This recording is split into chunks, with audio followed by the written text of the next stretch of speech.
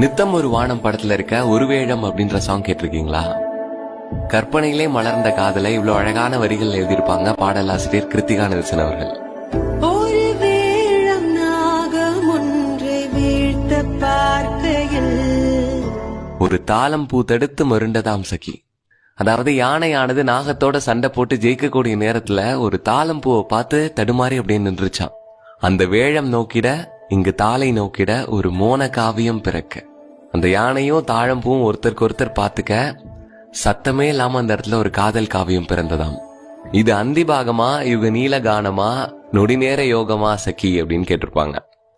இதுதான் இங்க கடைசி பகுதியா, இல்ல வாழ்நாள் முழுக்க நீளக்கூடிய ஒரு இனிமையான பாடலா, இல்ல நொடி நேரத்துல நடந்த ஒரு அதிர்ஷ்டமா அப்படின்ற மாதிரி இந்த வரிகள் அமைஞ்சிருக்கும். இந்த பாடலோட மொத்த வரிகளுமே அவ்வளவுதான். எனினும் வேழம் நாகம் தாளைன்னு ரெஃபரன்ஸ் வச்சு ரொம்ப அழகா விஷுவலைஸ் பண்ணிருப்பாங்க.